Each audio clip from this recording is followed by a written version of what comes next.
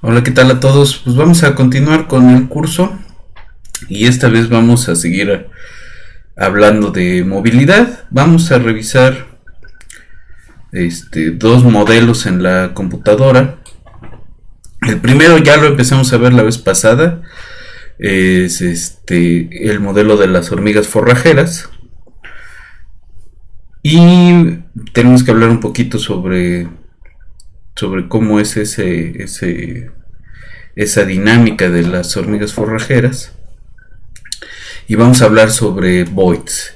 Y los voids tienen que ver con esta imagen que tenemos detrás, que son estos movimientos colectivos en grandes cúmulos, como las escuelas, o o las manadas, ¿no? Los movimientos en manada, cómo se dan esos movimientos colectivos coordinados y el tipo de patrones que generan. Les voy a mandar, ya para terminar esta discusión de movilidad animal, dos artículos para que revisen el fin de semana o para que lo consideren para sus trabajos finales y esto. Uno justamente es una crítica sobre esto lo comentamos la vez pasada, ¿no? Sobre la hipótesis de las caminatas de Levy como ajuste del proceso de movilidad, ¿no? Se llama algo así como ya es tiempo de abandonar la hipótesis de Levy. Entonces es una buena discusión. Finalmente no aporta demasiados elementos como para decir que es la posición correcta, pero es una buena discusión, pues, para preguntarnos, ¿no? ¿Qué tan buen modelo tenemos? ¿Qué tanto sirve? ¿Qué tanto refleja de la realidad, ¿no? ¿Y qué tanto parte de la realidad misma? Finalmente se vuelve un poco en términos como pues qué tanto podemos decir con matemáticas respecto a la vida, ¿no? Pero es una discusión que tenemos que confrontar en un montón de campos y mejor hacerlo todas las veces que sea necesaria, ¿no? El otro artículo se llama los movimientos en manada pueden llevar a caminatas de Levy, ¿no? Entonces es una descripción matemática de lo que vamos a ver con los voids, que este es otro caminito, pues, utilizando caminatas de Levy, ¿no? Ahora, los dos modelos que vamos a ver son ejemplos de modelos basados en agentes. Ya no son retículas que cambian de color, ya no son ecuaciones, ¿no? Ni parciales ni ordinarias, ¿no? Decir, ya no describen sistemas continuos. Los modelos en agentes, pues, son sistemas que se van a la descripción individual, ¿no? de distintos sistemas, de sistemas reales, ¿no? Entonces se trata de encontrar patrones emergentes colectivos, pero la descripción que se hace es de los individuos, ¿no? A partir de los individuos se trata de describir la dinámica general del sistema. Vamos a hablar un poquito, antes de ir hacia los modelitos del NetLogo, vamos a hablar un poco sobre modelación basada en agentes y vamos a hablar un poco propiamente sobre NetLogo, ¿no?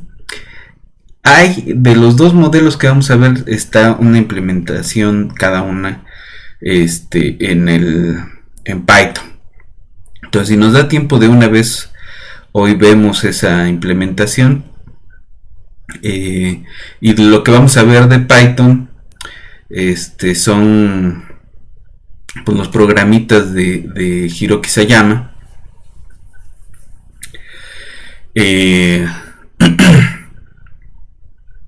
Hiroki Sayama hizo un libro muy bonito sobre sistemas complejos, que ahora, que hace unas semanas tuvieron el premio Nobel los especialistas en sistemas complejos, y ahora todo el mundo anda volteando a ver aquello. Y Hiroki Sayama es uno de estos expertos en sistemas complejos, que hizo un libro sobre simulación y descripción, ¿no? de distintos sistemas complejos, y esta es la parte más interesante, con distinta herramienta, ¿no? Repasa cosas básicas de dinámica en ecuaciones diferenciales parciales, dinámica en redes, autómatas celulares, y agentes autónomos, ¿no? Entonces, tiene una colección de programas escritos en Python que son bastante sencillos, y una herramienta para visualizar las simulaciones, ¿no? Y tiene un estilo bastante educativo para hacer las simulaciones, que ahorita podemos discutirlo rápidamente, pero pues es mejor ver los ejemplos, ¿no?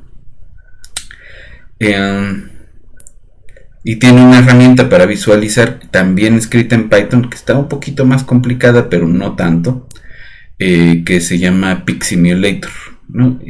Pix es Python Complex Systems, algo así. CX de Complex y S de Systems. Ajá. Entonces, pues vamos a empezar a trabajar esta vez con los programitas del Sayama, si nos da tiempo. Si no, nos vemos en la siguiente sesión al principio, y ya pasaríamos, si terminamos hoy esto de movilidad, pasamos la siguiente sesión a empezar a platicar sobre epidemias. Pues entonces vámonos rápidamente al pizarrón electrónico. Vamos a hablar un poco sobre modelación basada en agentes, y nos vamos rapidísimo al NetLog.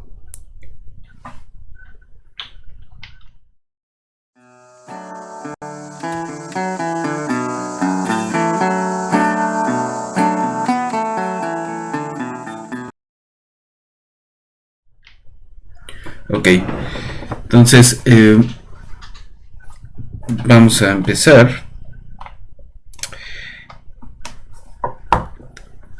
¿De qué hablamos cuando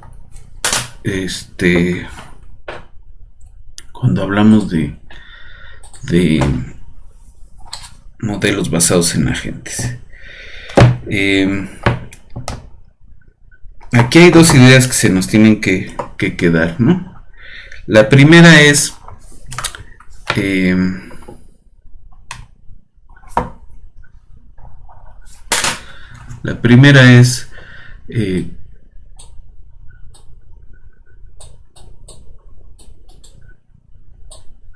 modelos basados en agentes, y la primera es que son modelos que están basados en comportamientos individuales.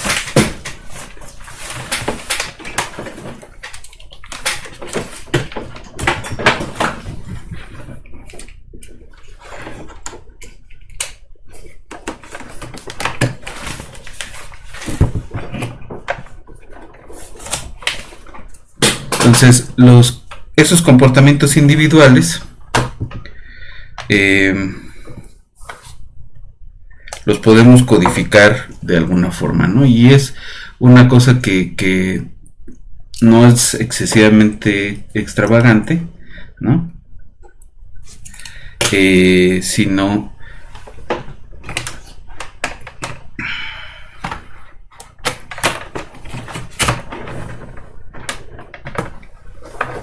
que estamos hablando básicamente de acciones, ¿no? Ahora, esas acciones pueden basarse en decisiones o en algún proceso aleatorio, pero esencialmente la idea básica es la misma, ¿no? Entonces, pues son modelos que están basados en individuos, son modelos que se van a la interacción directa, ¿no? Entonces, algo no funciona con mi pizarra.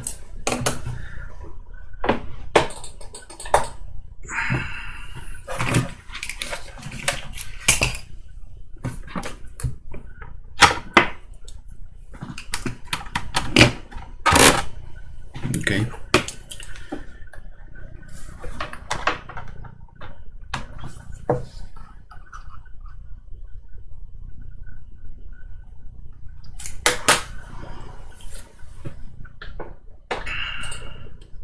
A ver. Entonces, mientras arreglo esto, podemos seguir comentando otras cosas, ¿no? Entonces, se trata de modelos basados en individuos o en componentes individuales, ¿no? Porque también podemos pensar en otras cosas, como modelos de partículas, ¿no? Uno podría pensar, bueno, ¿y esas qué decisiones toman? Pero se puede pensar, ¿no? que ante una disyuntiva entre dos estados, la forma en que ocurre una u otra cosa, o bien podemos pensarlo como una decisión generalizada, o bien podemos pensarla como una cuestión aleatoria, ¿no? Pero esa parte aleatoria no es decir, el tipo de proceso no es cualquier proceso. Generalmente se utiliza procesos de tipo markoviano, es decir, procesos donde no hay memoria, en el sentido de no hay memoria en el sentido de que no depende el estado actual de las cosas, pues no depende de los estados anteriores, ¿no? Entonces, los modelos basados en agentes pueden ser o podemos pensarlos de dos tipos. Uno son con decisiones, que pues, nos estaríamos refiriendo a teoría de juegos, pero no cualquier juego, sino juegos dinámicos o evolutivos, o bien estamos pensando en procesos de tipo markoviano. Ahora, ¿de qué se trata esto? ¿No? ¿Y cuál es la distinción entre estas dos cosas en la práctica?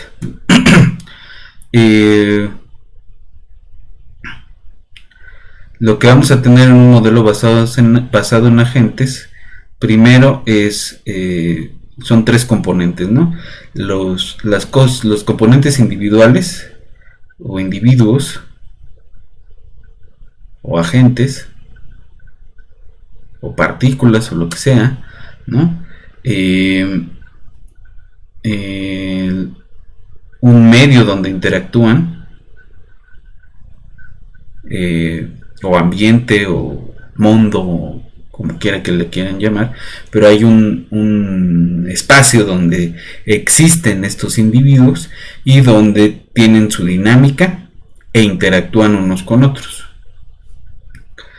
Y la tercer la tercera cosa pues es justamente cómo se relacionan, ¿no? Las reglas de interacción. Y la idea es que la interacción va llevando la dinámica. No le vamos a decir al sistema cómo ¿no? A partir de una condición inicial qué es lo que va a pasar en el futuro, sino qué va a pasar si tu vecino actúa de esta u otra forma, qué va a pasar si te mueves y te encuentras a alguien que tenga estas características, ¿no? Eso es lo que nosotros vamos a codificar, esas reglas de interacción, y estas reglas son locales. En ese sentido se parecen un poco a los autómatas celulares que veremos más adelante. Entonces tenemos estos tres partes, ¿no? de un modelo. Entonces hay que determinar bien quiénes son las componentes individuales, el tipo de medio en donde van a estar ocurriendo las cosas, y el medio no es nada extraño, ¿no? Son espacios de no sé qué, de dimensión no sé qué, no. El medio concreto puede ser una retícula, es decir, es una forma en la cual modelamos computacionalmente un medio físico, ¿no? Entonces, un medio puede ser una retícula numérica, puede ser una red, ¿no? Puede ser una proyección de algo, ¿no? De un sistema de información geográfica, o puede ser y puede ser una retícula n-dimensional, ¿no?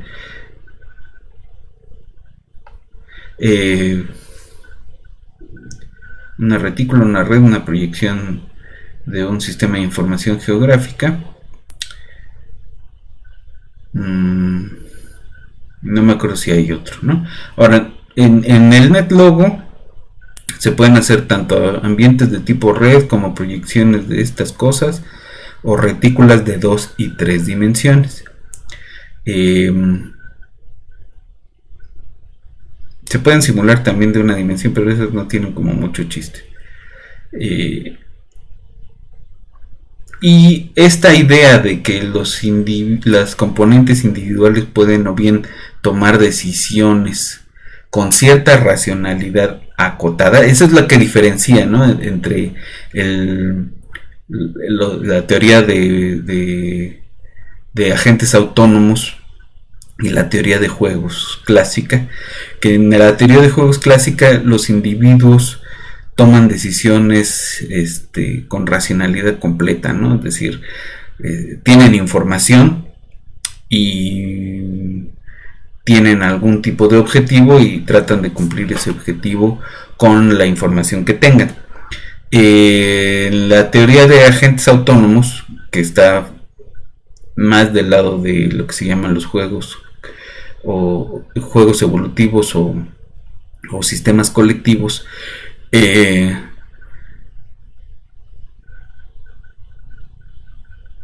lo que tenemos es lo que se llama racionalidad acotada.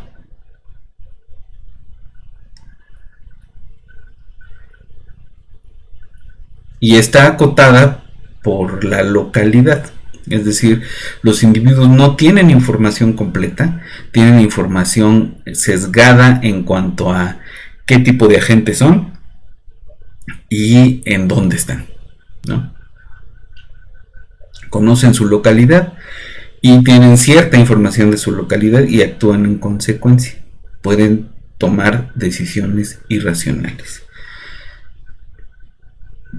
Entonces, en el sentido de tratar de modelar sistemas sociales, pues es una hipótesis bastante razonable, ¿no? Y en el caso de los procesos markovianos, pues es esta idea de no generar memoria, ¿no? Tu decisión ahorita no depende de la decisión que tomaste antes. Y se toma más o menos aleatoriamente, ¿no? Entonces, ese es otro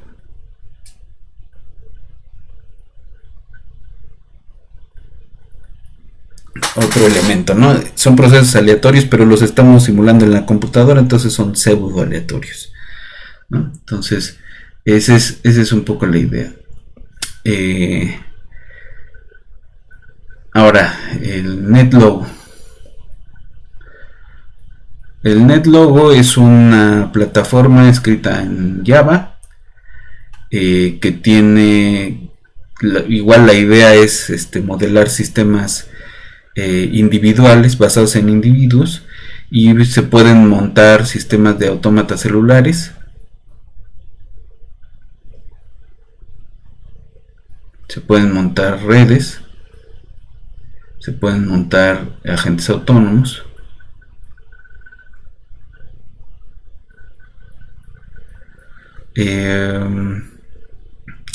y es gratuita, ¿no? Se puede descargar ahí del internet, y tiene una interfase que puede correr programas en la web con ciertas limitaciones, ¿no? Esto lo escribieron Bill Rand y Uri Vilevsky.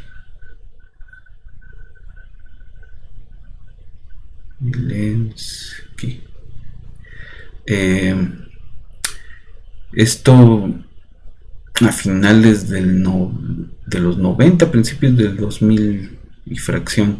Yo lo conocí en el 2008 y ya era la versión 2 o 3, creo. Entonces tiene bastante buen desarrollo. Ya hay una comunidad bastante grande de gente metiéndole mano y haciendo modelitos. Entonces es una buena idea buscarle. Además, Rand y Vilevsky tienen un libro que ahorita no recuerdo el título, pero está ahí en el repositorio que les mandamos, ¿no? Tienen un libro sobre modelación basada en agentes y NetLogo, ¿no? Entonces, si les interesa, pues es una buena fuente. Vámonos al NetLogo y vemos qué tiene de interesante esto, y luego ya vamos a ver los dos modelitos, ¿no?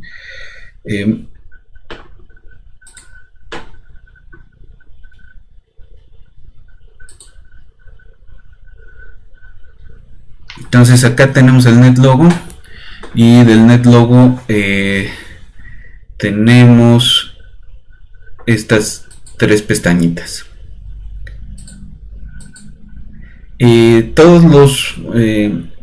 Para todos los modelos están estos tres. En donde dice ejecutar, lo que tenemos es pues el ambiente donde se va a estar viendo la simulación, los resultados de la simulación. En la información pues es un archivo de texto adjunto donde se va documentando, y viene esta plantilla, ¿no? Que es, ¿no? Hacer una descripción del modelo, cómo funciona, que es la descripción de la dinámica, cómo usarlo, que es la descripción de la simulación, cosas a notar, ¿no? Qué es lo que se quiere estudiar de esto, cosas a tratar, ¿no? Posibles extensiones, y qué cosa estás usando de NetLogo, y si hay algún modelo que está relacionado, ya sea porque esté inspirado en, porque tenga partes de, o porque sea como una familia ahí de modelos que se están desarrollando paralelamente, ¿no? Y los créditos, si se están usando alguna otra cosa, o los créditos propios, ¿no? Cómo citar el modelo. Y en la parte del código pues tenemos lo demás, ¿no? Entonces el modelo que quiero que revisemos primero está en la biblioteca de modelos, en una parte que dice biología, y allí hay uno que se llama ants, ¿no? Hormigas. Hay tres versiones de esto. Ahorita si quieren vemos otra, pero vamos a ver. el modelito. Entonces, aquí está la información, ¿no? Dice, en este proyecto la colonia de hormigas forrajea comida.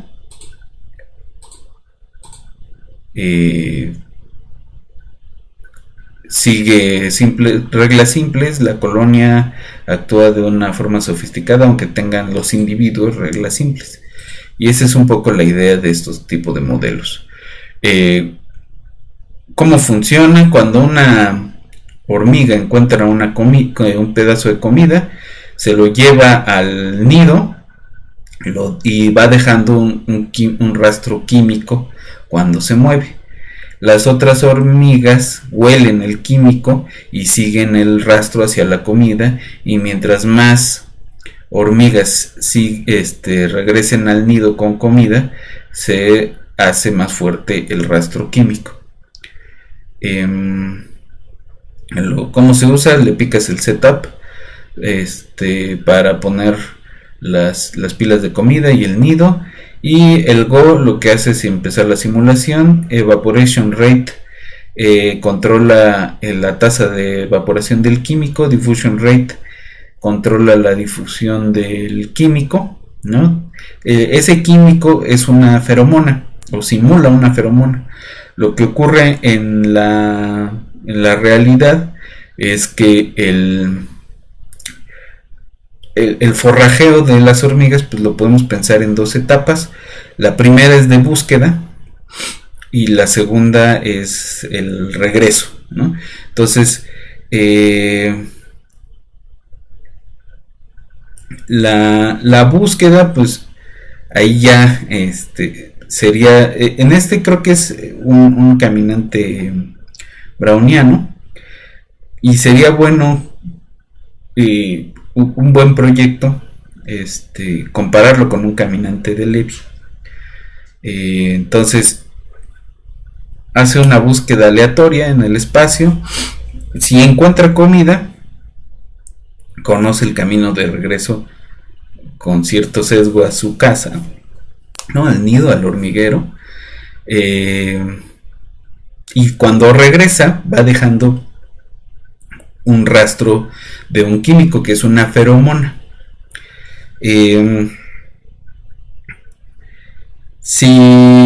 Entonces va regresando y vuelve a ir a buscar, más o menos entiende dónde fue la búsqueda, va siguiendo su propio rastro, pero además, si las otras hormigas ven que regresa con comida, pues la van siguiendo y van todas hacia esa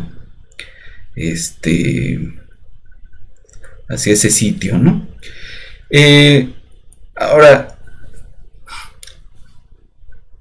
esta técnica de hormiga de forrajear, pues podemos pensarla de la siguiente forma, ¿no? Hay una recompensa si el camino que tomas te lleva a un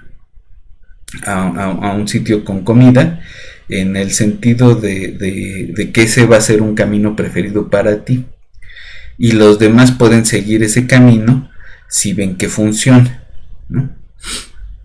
Si no, se descarta.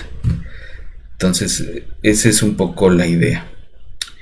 Ahora, ¿qué tan rápido pueden tomar ese camino? Depende del rastro de feromonas, y mientras más hormigas, más fuerte es el rastro de feromonas. Ahora, si el rastro no es suficientemente fuerte, se va a descartar el camino, aunque haya sido exitoso, ¿no? Entonces, esa es un poco la idea. Ahora, ¿qué cosas dice que hay que notar? Dice, la colonia generalmente explota las fuentes de comida en orden, es decir, se van hacia la que está más cercana al nido y luego se van a mover a las que están más lejos, ¿no?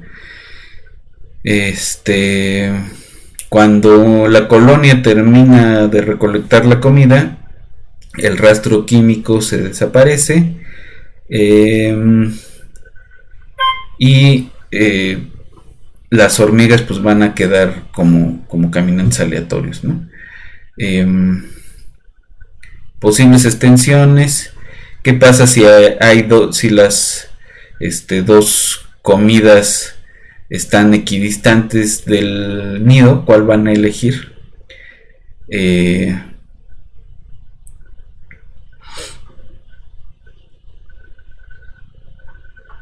¿Qué otro tipo de estrategias pueden usar las hormigas reales para seguir los rastros de comida? Y esto otro, las hormigas solo responden al químico en niveles entre 0.05 y 2. Es decir, no son infinitamente sensibles.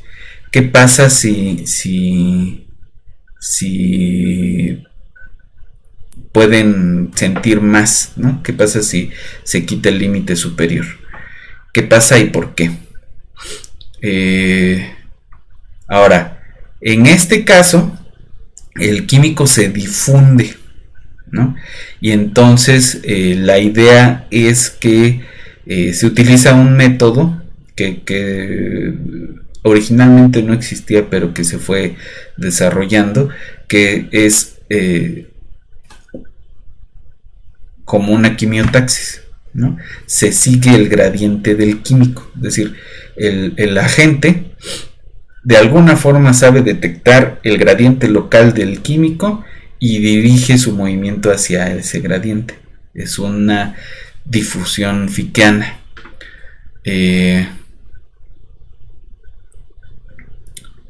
Ok, entonces la idea es cómo es de veras esto cierto y cómo podría dársele la vuelta, ¿no? Y entonces cosas de las que utiliza de NetLogo es esta primitiva, le llama, ¿no? Esta función diffuse, y otro método que es patch right and ahead, para que puedan revisar varias direcciones sin tener que estar cambiando su dirección en todo momento, ¿no? Y aquí pues el modelo es de Uri Bilevsky del 97, y el software propiamente,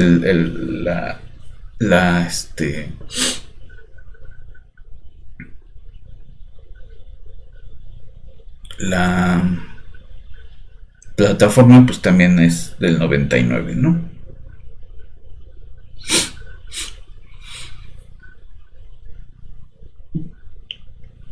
Ok.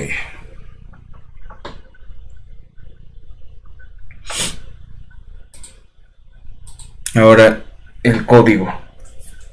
Vamos a verlo un poco más grande.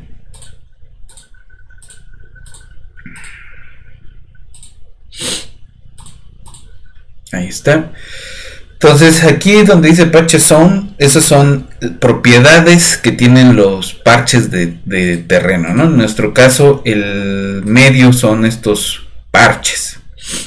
¿Y qué son estos parches? Es una retícula.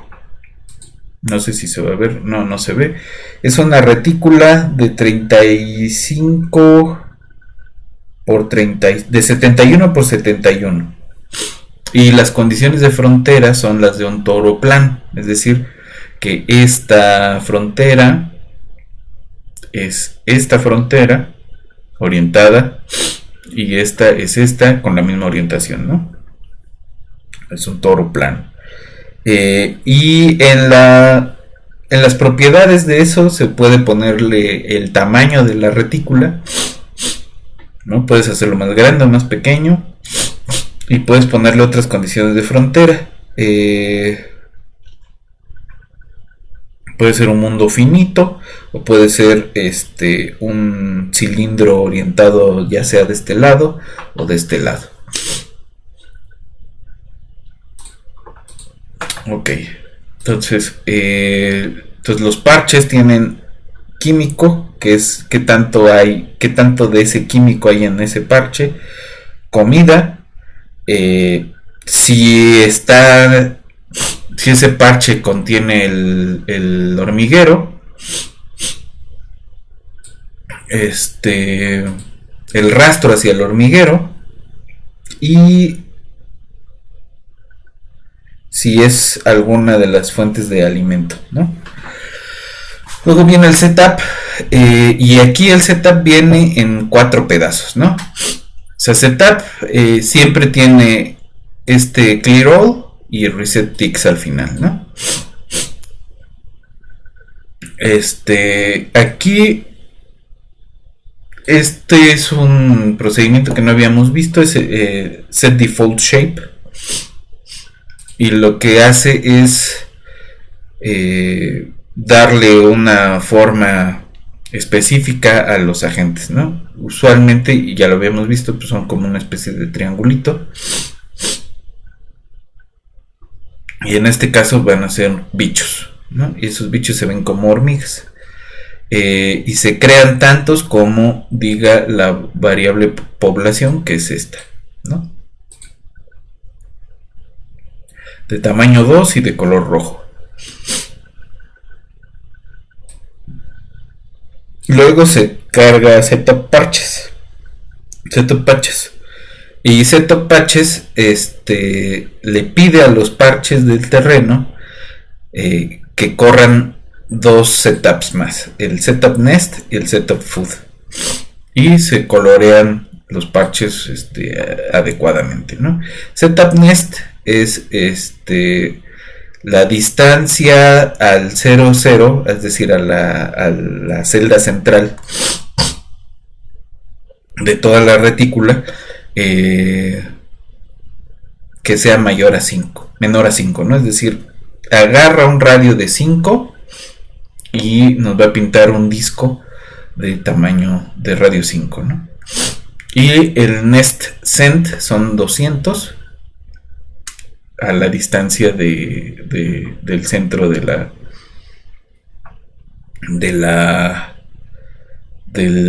hormiguero, ¿no? El setup food es algo parecido, ¿no? Se va en ciertas coordenadas, se van a pintar discos de radio 5,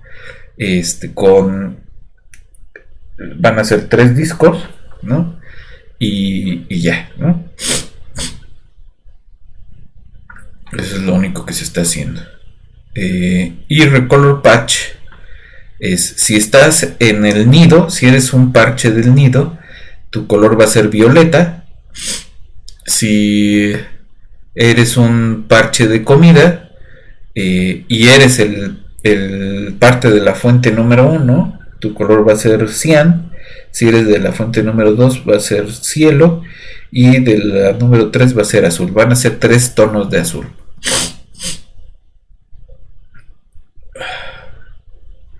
Y los demás se van a colorear de acuerdo a qué tanto químico contienen, que en principio no contienen nada de químico. Y se van a pintar de color verde, ¿no? Entonces, ahí donde hay mucho químico va a ser un verde intenso, y se va a ir decolorando de acuerdo a cómo se va perdiendo, ¿no? Este es el Go, ¿no? Es el que lleva toda la dinámica, y se le pide a las tortugas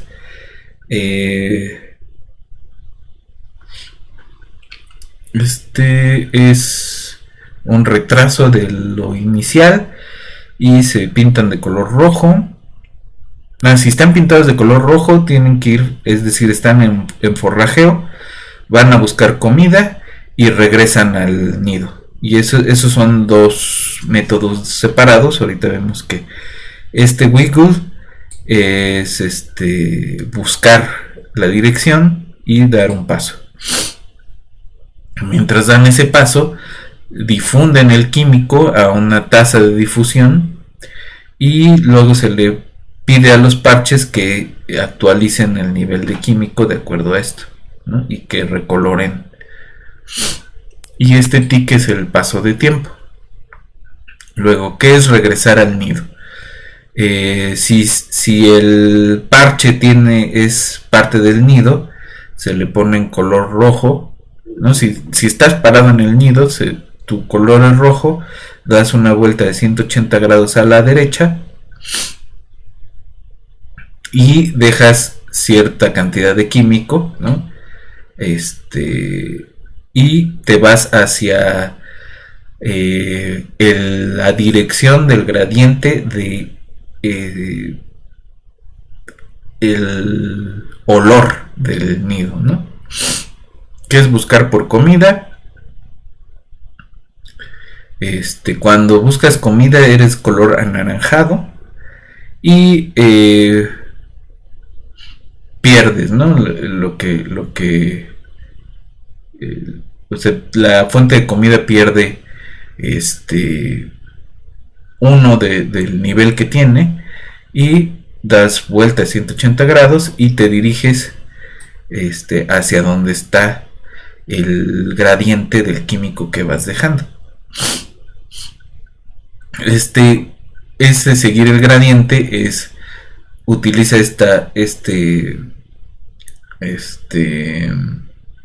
método de send ahead, send right y send left, con chemical send at angle 0 y al ángulo 45 grados y ángulo menos 45 grados, ¿no? Entonces send ahead es a dónde va, necesitas tres direcciones, hacia dónde es adelante, hacia dónde es la derecha y hacia dónde es la izquierda.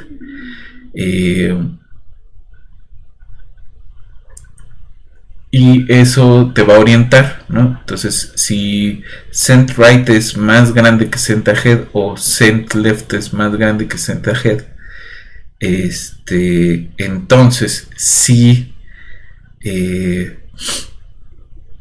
send right es más grande que send left, das una vuelta hacia la derecha. Si al contrario send left es más grande que send right, das una vuelta a la izquierda, las dos de 45 grados. Ahora, ¿qué es este wiggle? Es dar una vuelta aleatoria con un ángulo menor a 40 grados a la derecha y lo mismo pero a la izquierda, y si no se puede mover pues da una vuelta de 180 grados a la derecha. ¿Qué es lo que va a reportar? Hacia dónde está cuál es la dirección más cercana al nido, utilizando esta variable nestSend, y el químico, ¿no? Cómo reportan el químico, pues cuál es en la cercanía el parche que tiene más concentración del químico, y eso es todo lo que hace, ¿no? Entonces, cuando le picamos setup, todas las hormigas son rojas y están acá en el centro del círculo morado. Se van, y cuando le voy a bajar un poco el tiempo, si se fijan acá hay unas que están de color anaranjado, que son las que ya traen comida.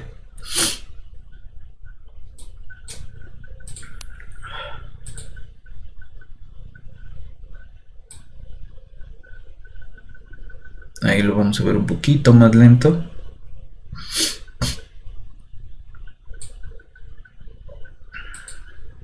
Entonces, las que ya van de regreso y que van dejando su rastro, y aquí se ve ese gradiente de verdes,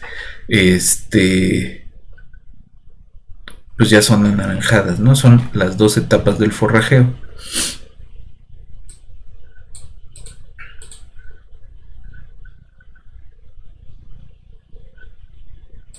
Vamos a bajar un poco la población y le bajé la difusión y vamos a aumentar la evaporación, ¿no? Que sea la misma. Y nomás 30 hormigas, que sean 15. Ahora le voy a cambiar algo aquí tantito, y quiero que Las hormigas dibujen su trayectoria.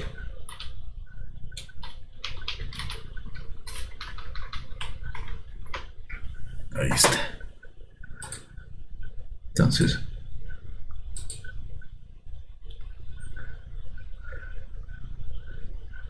fíjense cómo es una trayectoria continua. Que además no es o sea, si da pasos muy pequeños, ¿no? Es por el tipo de vuelta que da que se ve así, ¿no? No es una vuelta el ángulo no es tan grande, y estos caminos anaranjados son los exitosos entre la fuente de comida y el nido, ¿no? Mientras más hilos anaranjados haya entre el hormiguero y la fuente de comida, más hormigas se van a ir de ese lado. Pero hay hormigas que se quedan forrajeando en otras regiones, ¿no?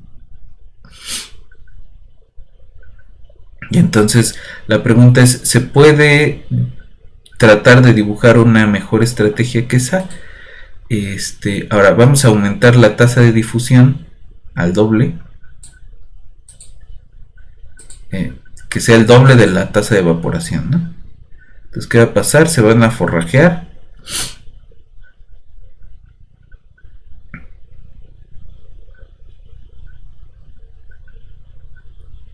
Y esta, que es la más cercana, que tarda más en evaporarse, pues ya tiene varios caminitos, ¿no?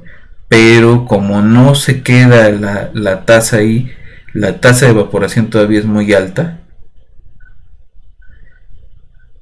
no siguen ese camino, ¿no? Entonces vamos a bajar la tasa de evaporación.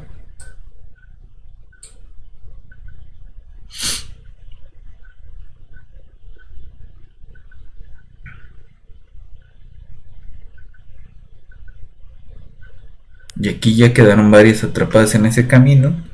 Y entonces, como están constantemente caminando en esta dirección, ya pueden hallarlo. Ahora, fíjense cómo hay un juego entre esa tasa de evaporación y la cantidad de hormigas, ¿no? Mientras más hormigas sean, más rastro dejan, más terreno exploran, ¿no? Y fíjense cómo si logran pescar ese camino de regreso de la comida al hormiguero, dejan de explorar todo el espacio, ¿no? Es más eficiente. Pero eso depende de la tasa de evaporación del químico y del tamaño de la población. Si hacemos más grande la población inicial, y ya lo podemos hacer un poco más rápido, afecta menos la tasa de evaporación, ¿no? Incluso si lo tuviéramos en el 16 original, ¿no?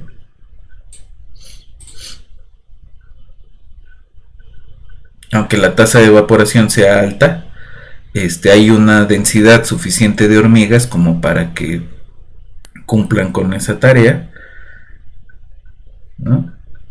Y fíjense cómo queda dibujado estos caminos más densos entre las fuentes de comida y el nido. Pero aún así, con 85 hormigas caminando en principio como caminantes aleatorios, pues ya tenemos una densidad alta decir, cubrieron sus trayectorias densamente todo el espacio, ¿no? Aquí sí vale hacer la pregunta, ¿no? Si con caminatas de Levy es más eficiente el forrajeo, ¿no? Y pues con muchísimas más hormigas es más eficiente. Aquí ya se van a acabar esta. Están por acabarse esta. Entonces estas se van a mudar al otro camino. Entonces hay una preferencia entre una fuente de comida cercana y se van luego a la que le sigue más cercana. Y la pregunta que hacen que intentar, ¿no? Es qué pasa si están en un triángulo, ¿no? Si todas son igualmente cercanas.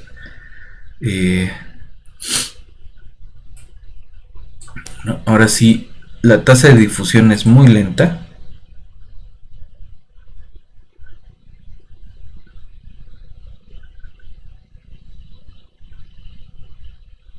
No va a importar demasiado porque son bastantes hormigas, ¿no? O sea, aquí aparentemente lo más importante es la densidad de hormigas, ¿no?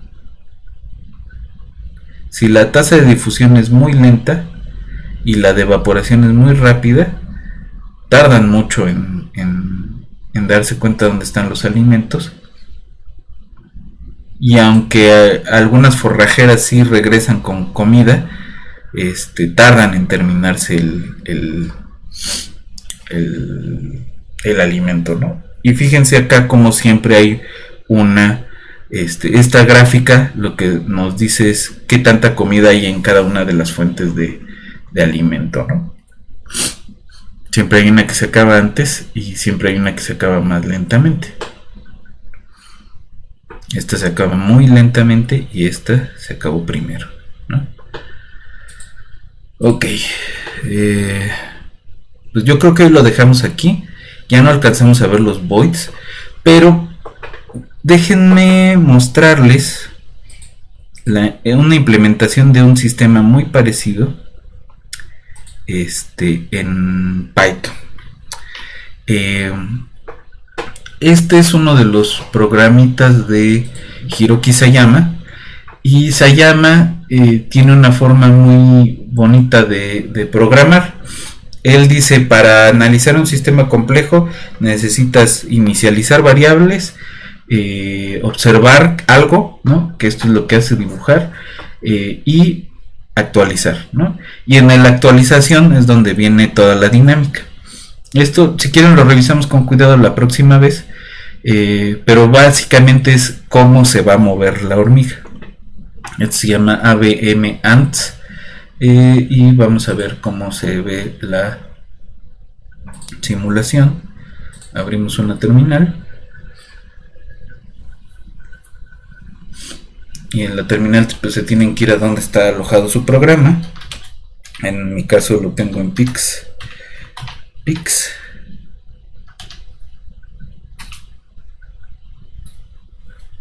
A ver. De Pix. Y vamos a abrir con Python 3.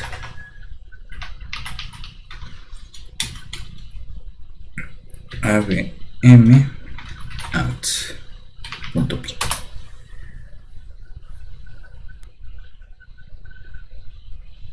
Y ahí los tenemos. Esas bolitas azules son hormigas y van a ir buscando alimentos, ¿no? Las azules son las que están buscando y las rojas son las que ya traen alimento. Y estas cosas amarillas pues son fuentes de alimentos. Y digo, la simulación es más, es menos vistosa, pero es esencialmente la misma idea. Y en el código podemos ir jugando con el número inicial de bichos con distintas condiciones iniciales, ¿no?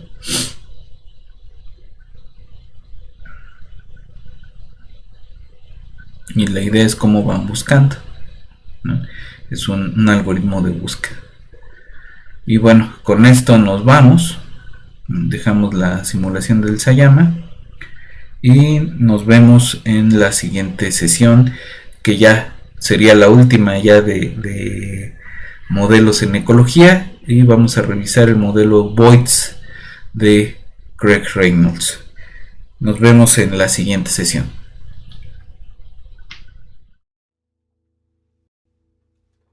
Mama.